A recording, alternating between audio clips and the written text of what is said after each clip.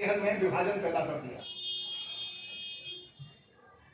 तो 19वीं शताब्दी में जो ही हम दाखिल होते हैं तो नेशनलिटी और नेशनलिटी के फॉर्मेशन की प्रक्रिया, यानी नेशनलिटी का आधार किससे बनाया गया? नेशनलिटी के फॉर्मेशन का आधार बनाया गया लैंग्वेज को।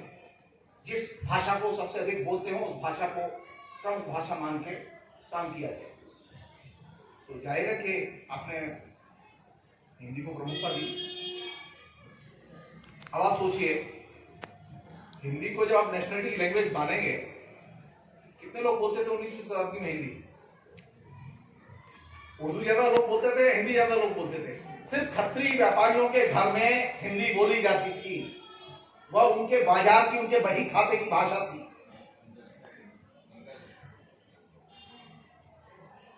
तो आपने क्या किया? आपने पूरे पूरे इतिहास के चक्कर को उल्टा घुमाया और यह काम हुआ आधुनिकीकरण के नाम पर। और उसमें नेशनलिटी एक बहुत बड़ा इशू है जिस पर कि हम बात करना नहीं चाहते। मुझे इससे कोई परेशानी नहीं है हिंदू मुसलमानों के बीच में सद्भाव हो, मुझे इसमें कोई परेशानी नहीं है मानने में भी कि स्वाधीनता संग्राम का जो पहला संग्राम था वो हिंदू मुसलमानों ने मिलकर लड़ा। मुझे कोई आपत्ति नहीं है इन तमाम धारणाओं में। मेरी आपत्ति इस बात में है जिसका कि हम लोग साहित्य के लोग हैं, हम लोगों को ये पढ़ाया जाता है कि साहित्य में जो कहा जा रहा है उससे ज्यादा महत्वपूर्ण वह होता है जो छिपाया जा रहा है।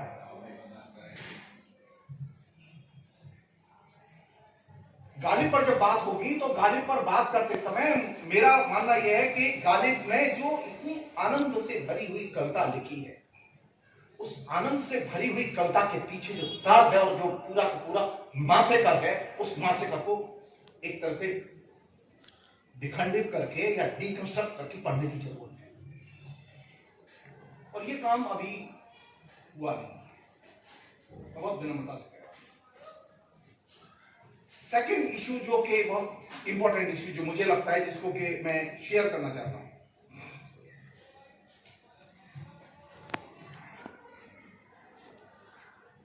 अठारहवीं शताब्दी में या 19वीं शताब्दी में या उसके बाद की 20वीं शताब्दी में, खासतौर पर 19वीं शताब्दी, तो एक और चीज के लिए बहुत बदनाम थी। आप लोग सब जानते हैं, वह अकाल और महामारी।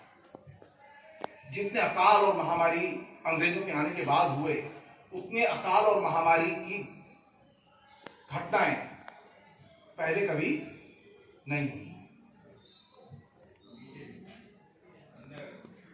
तो हम साहित्यकारों की जो साहित्य को लिखते पढ़ते हैं, हमारी ये जिम्मेदारी बनती है कि हम अकाल को मुद्दा क्यों नहीं बना पाए। जैसे मासेकर मुद्दा नहीं बना, सद्भाव मुद्दा बन गया, उसी तरह अकाल मुद्दा नहीं बना। अकाल सबसे ज्यादा पड़े और एक जमाने में तो दिल्ली की 1/4 आबादी अकाल में मर गई।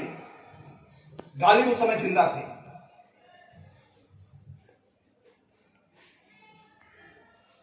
ये जो आंखों के सामने घट रहा है वो जो जब लेखक न लिखे या किसी और बहाने लिखे,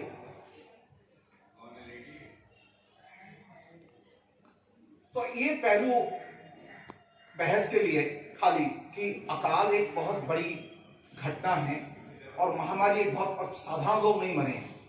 19वीं शताब्दी में अकाल से तकरीबन 40 करोड़ से अधिक लोग मरे और प्रभावित हुए।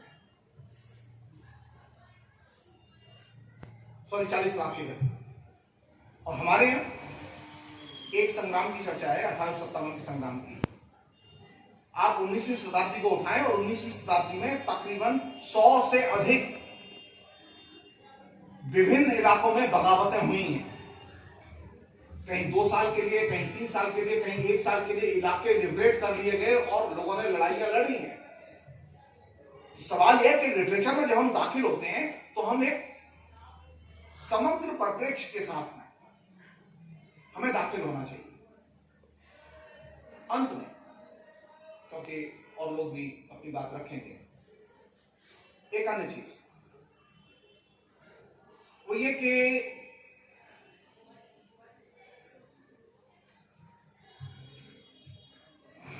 जहां से मैंने आपसे बात शुरू की थी वो ये कि ये जो दौर है ये वर्चुअल रियलिटी का और वर्चुअल कल्चर का दौर है। तो इसमें इंपॉर्टेंट चीज कौन सी है? इंपॉर्टेंट चीज ये नहीं है कि आप गालिब पर प्रोग्राम कर रहे हैं, इंपॉर्टेंट चीज है इसका आपका वर्चुअल प्रोपेगेंडा कितना होता है। इंपॉर्टेंट चीज ये नहीं है कि गालिब कितना बिक रहा है, इंपॉर्टेंट चीज यह है कि गालिब को लेकर आप कितना प्रदर्शन कर रहे हैं। एक जो नए किस्म की फैंटेसी परफॉर्मेंस की जो नए तरीके से विकसित की गई है, वो फैंटेसी ने हमारे जो रियल कंसर्न है, रियल कंसर्न कौन से, गालिब किस लिए अच्छा लगते हैं मुझे।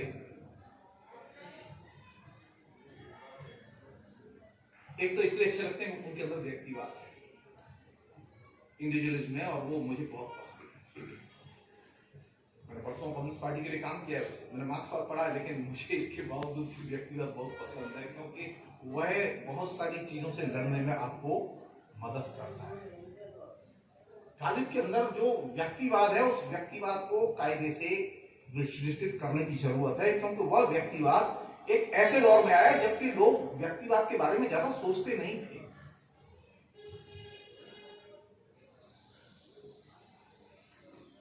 सेकंड चीज जो कि गालिब की कविताओं में है और कई लोगों ने उस पर लिखा भी है कि गालिब की जो सबसे अच्छी चीज थी वो क्या थी, गालिब को स्वाधीनता पसंद थी। अगर एक चीज कही जाए गालिब को क्या चीज पसंद थी, तो गालिब को स्वाधीनता पसंद थी, और गालिब को दूसरी चीज जो पसंद थी वो थी वो झूठ नहीं बोलती। जैसे उन्होंने कई बार जगह जगह लिखा कि मुझे सच कहना पसंद। अब यहां से लिटरेचर के जो डिफरेंट जो जेनर हैं, जिनमें कि हमने गालिब को डिवाइड किया हुआ है, मैं अंत में सिर्फ कहना चाहूंगा कि आज दौर वह नहीं है कि हम विभिन्न किस्म की विधाओं में साहित्य को विभाजित करके देखें।